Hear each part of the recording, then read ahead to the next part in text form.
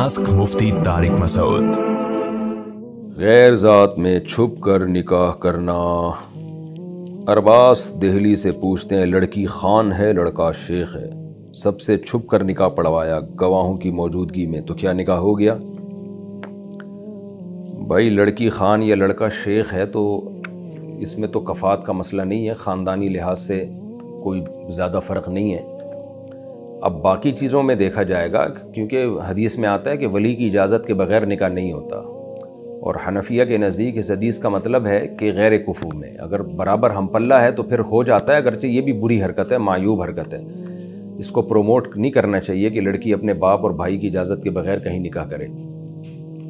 तो इसलिए अब उसमें बेहतर यही है कि लड़का और लड़की पूरे हालात बता कर इस्तिफ्ता लें, कहीं से फतवा लें पूरे हालात, ताकि पता चले कि ये लड़का लड़की के जोड़ का है या नहीं, माली लिहाज से भी, ख़ानदानी लिहाज से भी, दीनी लिहाज से भी और नसब के लिहाज से भी, हर लिहाज से वो पूरी डिटेल बताएं, तो फिर पता चलेगा। ऐसे फतवा नहीं दिया जा सकता।